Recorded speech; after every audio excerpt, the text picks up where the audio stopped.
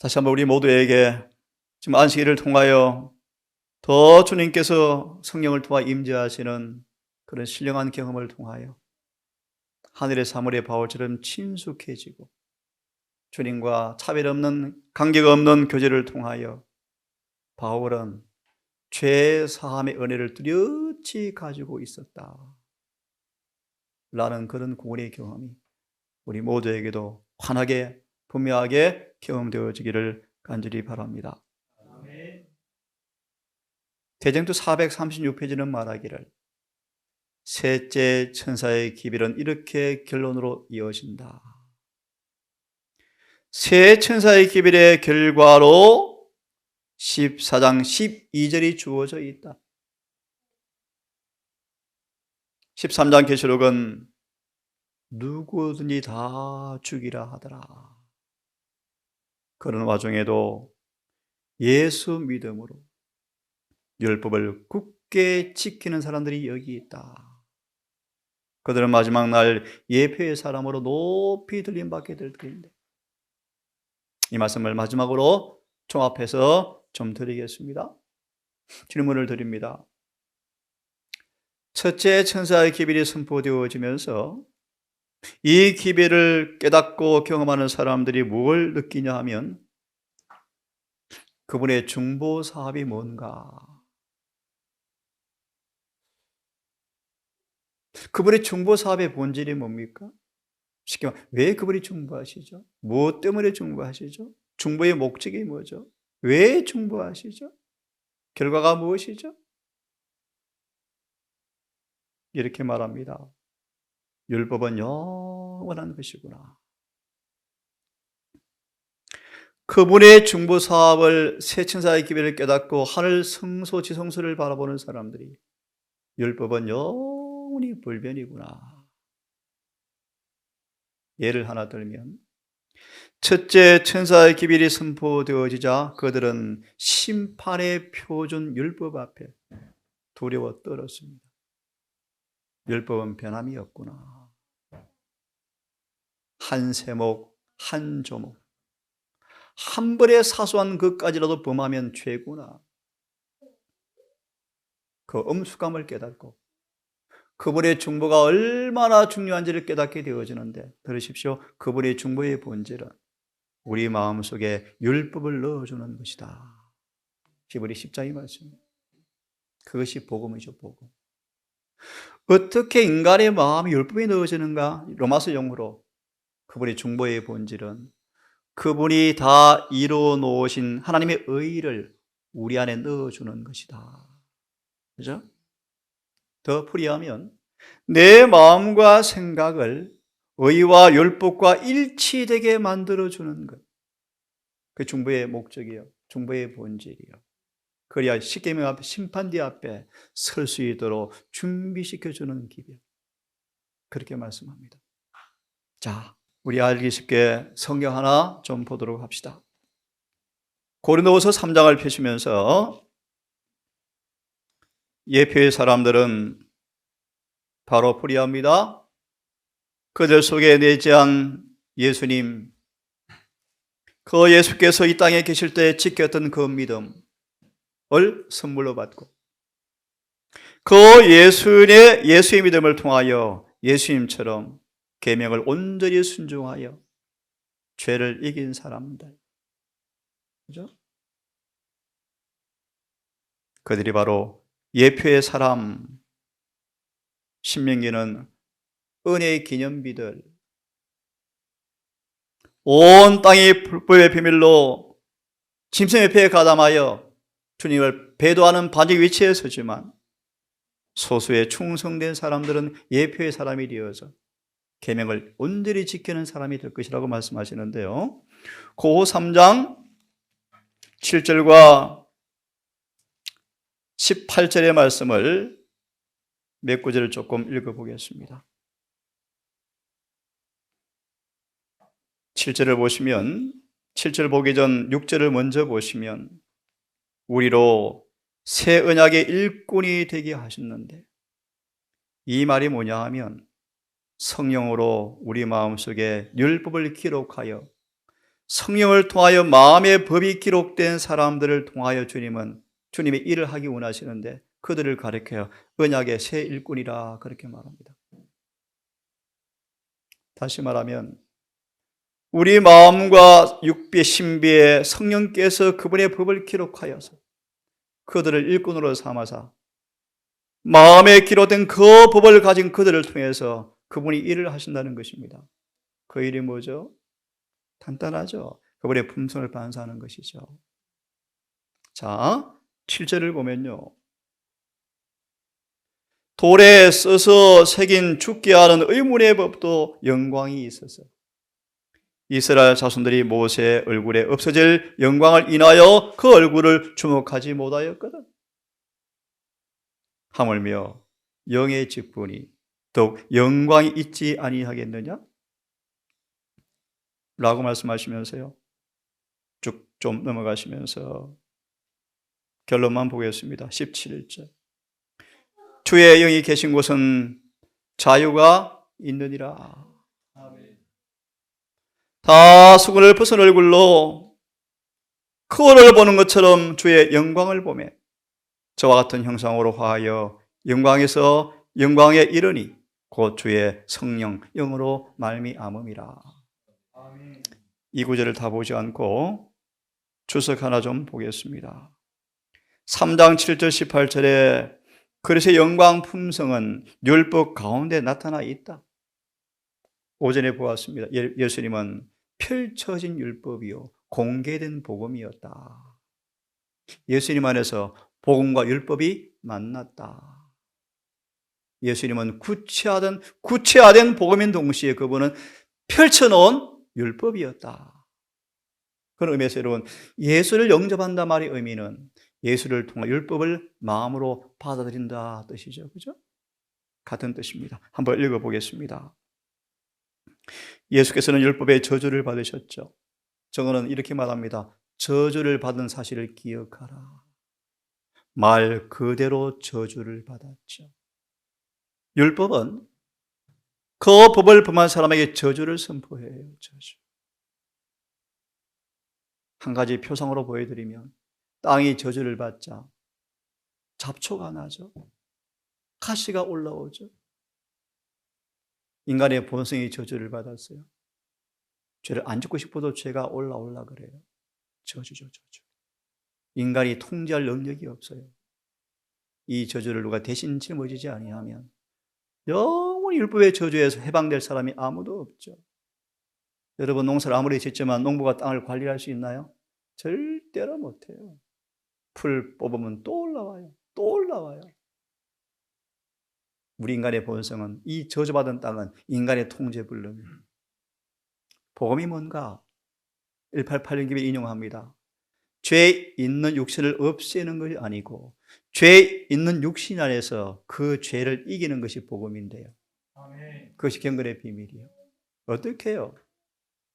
새 언약의 일꾼, 내 마음을, 내 생각을 주님께서 당신의 복음의 능력으로 율법과 같이 만들어 주겠대요. 자, 다시 보면서 말씀을 드리겠습니다. 저주를 받았다. 여러분, 실어버린 바 되었다. 그냥 단순한 글이 아니고요.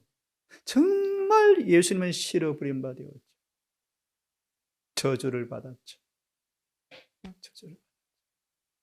얼마나 괴로웠는지 그분도 견디기가 어려웠답니다.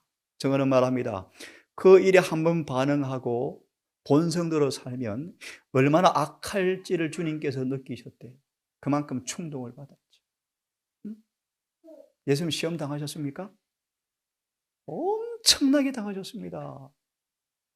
맑은 물에 사는 물고기는요, 조금 더러운 물에 조금 더 못 사고 죽어요. 예수님은 그런 분이셔서 하늘의 하나님께서 이 땅에 사는 것 자체가 그렇게 어려웠대요. 저주받은 땅에 오셨죠.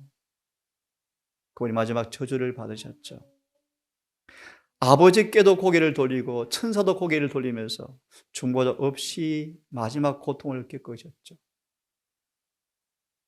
중보자 없단 말이 무슨 말인가? 그분의 자비가 거두어지고 공의 앞에 발가 벗긴 진간이 서야 돼요. 이 경험은 무시무시해요. 가롯 유다가 그걸 조금 느끼자 도무지 살아서 그분 죽는 걸 볼 수가 없어서 목숨 끊어버리잖아요. 야곱의 환난, 중보자 없이 서는 경험은 무시무시합니다. 여러분. 한 가지 더 첨가합니다. 중보자 없을 때 어떤 현상이 오는가 기억하세요. 지금 여러분 속에 이기지 못한 아주 작은 죄 하나가 있다 할지라도 그것을 해결하지 못한 채 중보자 없는 시기를 맞이하면 그 죄가 나를 완전히 지배해서 하나님의 대적하는 위치에 우리를 갖다 놔버린대요. 그것이 바로 마태복음에 나오는 바라바를 달라는 그 현상이 재현되어진대요. 여러분 무섭습니다, 여러분. 자, 좀 더 읽습니다. 왜 저주를 받았는가? 잘 들으십시오. 왜 형벌을 받으셨는가? 사람을 하나님의 율법을 지킬 수 있는 곳에 올려놓으시고. 왜 저주받았습니까? 왜 형벌을 받았습니까? 이사야 말씀, 그가 하나님께 형벌을 받는다 하였느니라. 참 웃기죠, 그죠? 세상 우리의 죄 때문에 형벌을 받는데, 그죠? 그 형벌이 얼마나 무서웠던지 아시죠, 여러분? 심장이 터져 돌아가셨죠. 죄의 무게에 대한 하나님의 공의가 얼마나 무서운지. 이 잔을 내게서 지나가게 하면 참 좋겠다고 3번씩이나 외치시죠. 거듭 말하면 왜 저주를 받으셨는가? 왜 형벌을 받으셨는가? 하나님 율법을 지킬 수 있는 곳에다 올려놓으시고 구주의 공로로 간합함을 받게 하는 계획을 완수하시려고 저주를 받으셨다. 다시 말하면 왜 복음이 되셨습니까? 율법을 지키게 해서 그분의 공로가 주님 보셨죠? 이제 내 공로를 통하여 이 사람이 여기 서 있는 천사들 중에서 왕래해도 괜찮겠죠? 놀란 사람들 분명하죠? 간합함 받을 수 있게 하기 위해서 저주를 받았다 그런 뜻입니다. 다시 말합니다. 율법은 피할 수가 없습니다. 영생의 조건은 율법과 일치되는 것입니다. 율법을 순종한 것 외에는 누구도 하늘에 갈 수가 없습니다. 왜 주님이 권한다고 하셨습니까? 율법을 지킬 수 있는 곳에 올려놓으시고 아버지 내 공로를 이제 간합하시겠죠? 저도 나 있는 곳에 있게 해 주십시오. 하늘의 음성이 뭡니까? 족하다. 로마 3장 26절이요. 의로시다.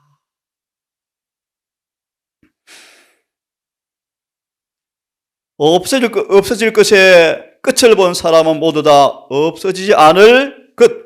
의의 표준, 하나님의 율법에 있는 십계명의 영광을 분명히 보았다.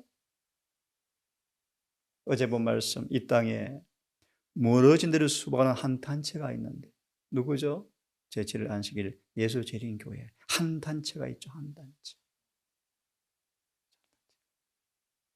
사단이 총공격을 하는데 무너진 데를 수박하는 자가 되지 못하게 하려고 온갖 일을 획책하고 있죠. 그건 그만큼 하고요. 마저 읽고 마무리합니다. 우리의 편견, 우리의 자아 존중, 우화들 이런 수건이 벗겨지고 예수님 안에 있는 영광, 의의를 똑바로 깨닫게 되어지며 오전의 말씀처럼 사무치도록 마음이 감동이 오면서 나는 복음이 필요한 사람이구나. 나오죠? 복음을 깨닫고 이 복음을 받아들이는 사람들은 그분의 사명과 율법과의 관계를 깨닫게 되어지는데 주님의 사명과 율법과의 관계를 깨닫고 예수께서 계시하신 하나님의 지혜와 영광이 얼마나 감동되어지는지 어떻게 죄인을 회개시켜서 율법을 지키게 만들어서 그분과 조화시키는가 이 지혜에 그들은 감탄한다. 그 다음 들어보십시오. 사람들은 그분의 변화시키는 효능, 복음을 경험하게 되어지고 그분의 복음을 영혼에 느끼게 되어지고 마침내 그분의 형상대로 변화된다. 그들은 신의 성품에 참여한 사람이 되어지고 점점 자라나서 그리스도의 형상과 같이 되어지고 한 발자국씩 나아가 하나님의 뜻과 일치하게 되고 마침내 완전에 이른다.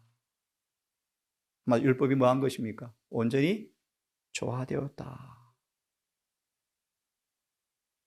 그 다음 마지막 문단을 좀 보시면요, 중간쯤 보시면 바울은 말한다. 율법으로 말미암아 마음의 죄에 대한 느낌이 사무칠 때 죄인은 구주께로 달려간다. 여호수아 20장 도피성, 지체할 수가 없죠. 사무치도록 마음이 오면서 구주께로 달려간다. 율법의 역할이죠. 우리는 죄인이 필요로 하는 것에 대해서 갈바리 십자가가 제공하는 강력한 이유를 제시할 수가 있고, 그래서 의를 주장할 수가 있다. 이는 회개하는 모든 죄인에게 그의 의를 나누어 주시기 때문이다. 이것이 복음이죠, 복음.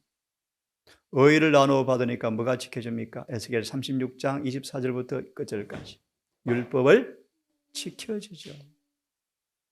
이것이 바로 예표의 사람들입니다. 두 말씀만 보고 이 말씀을 마무리합시다.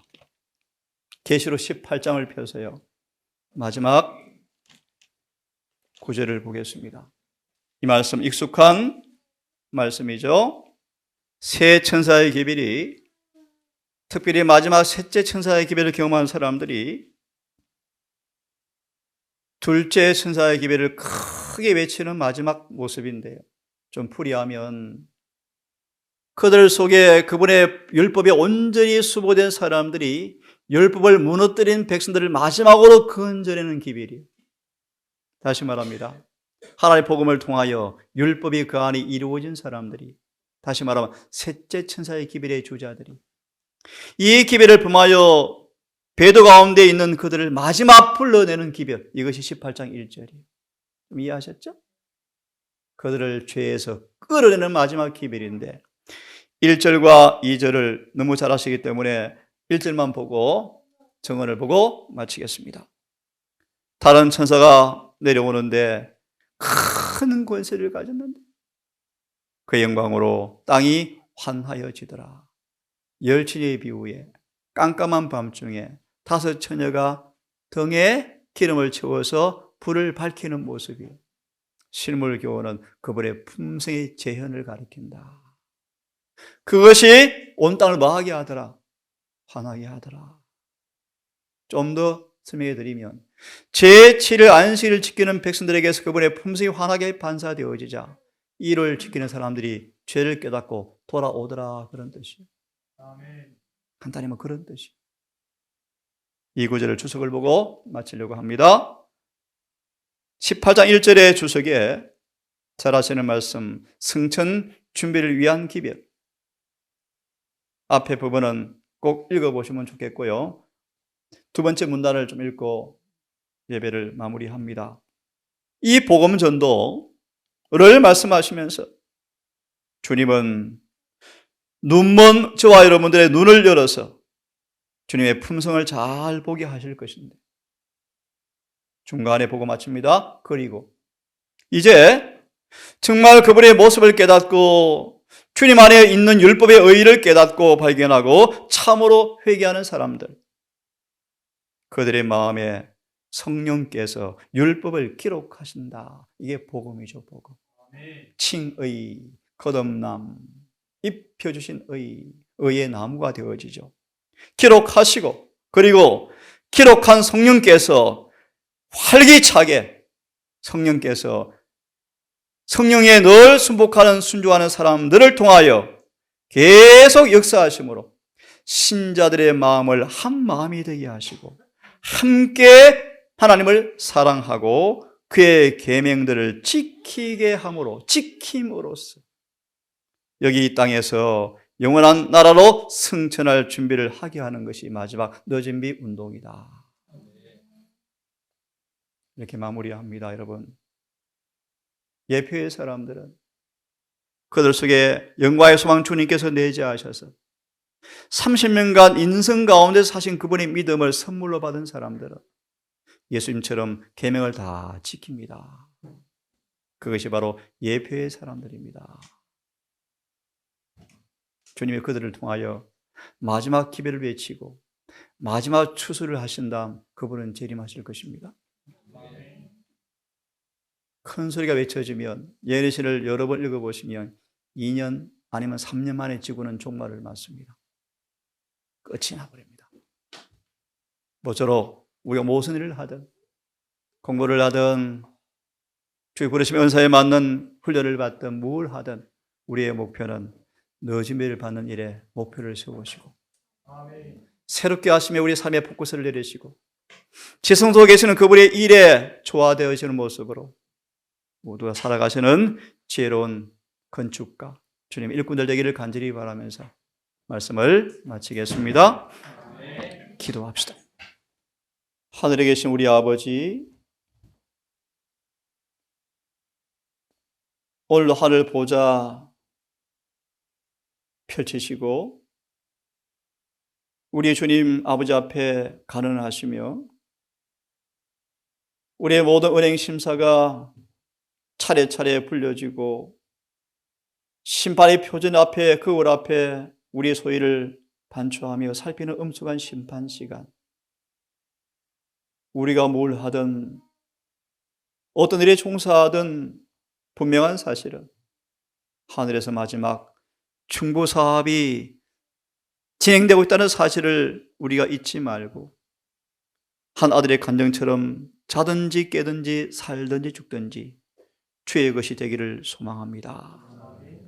아버지, 우리에게 성령을 통하여 하늘의 지혜를 소유케 하시고 성령을 통하여 눈이 너무나 밝아 선악을 분별하는 눈이 있게 하셔서 한순간도 경계선을 넘지 않은 요셉 같은 충성과 온유가 늘 옷 입게 되게 하셔서 사단의 진영에 발을 딛지 말게 하시고 악한 마귀의 수많은 괴율에도 우리 마음이 한 번도 요동하지 아니하는 주님의 마음과 합해지는 그 복음의 경험이 우리 가운데 충만케 해주셔서 주의 법이 얼마나 꿀송이처럼 달고 얼마나 주의 법을 지키는 것이 행복한 지를 경험하는 예표의 사람으로 굳게 서게 해 주시옵소서. 오늘 마지막 말씀처럼 서로 마음이 하나가 되고 서로 함께 일체가 되어서 함께 계명을 지킴으로 성취하는 준비가 이루어지는 한 가족 되기를 원합니다. 주의 동산 식구들, 미천한 사람들, 볼품없는 우리의 모습, 명예도 부도 없는 가난한 사람들, 아버지 우리를 이곳에 불러 모으셨습니다. 오 주님, 이곳에 우리에게 성령으로 함께해 주셔서 사단까지 놀라워서 어쩔 수 없는 욥처럼 살게 도우셔서 속히 복음이 증거되어지고 속히 늦은 비가 임하게 되어지고 주님 속히 이 땅에 재림하게 되기를 진심으로 원합니다. 아버지, 안식일이 마쳐졌습니다. 또 새로운 하루가 왔습니다. 또 일터에 나가지만 우리 모두의 마음속에 성령으로 주님 임재해 주셔서 하루하루가 의미 없는 하루가 되지 말게 하시고 주님 간합하시는 산 제사가 되게 하셔서 우리 매일의 삶의 에녹처럼 하늘과 더 가까워지는 삶이 되게 해 주시옵소서. 다시 한번 아버지, 연로하신 우리 어르신들 꼭 기억해 주셔서 이들의 남은 생에 얼마일지 알지 못하지만 아버지 꼭 호흡이 있는 그 순간까지 주님을 꼭 붙잡고 은혜 안에서 하늘의 평강을 소유하고 죄 사함의 분명한 은혜를 꼭 간직하고 하늘 생명책의 이름이 기록되는 모습으로 남은 생에 꼭 사시다가 모세처럼 그 아름다운 임종, 깊은 잠에 빠져드는 행복을 맛볼 수 있도록 특별히 은혜를 베풀어 주시옵소서. 이 모든 말씀 우리를 사랑하시는 예수님 이름으로 기도드립니다.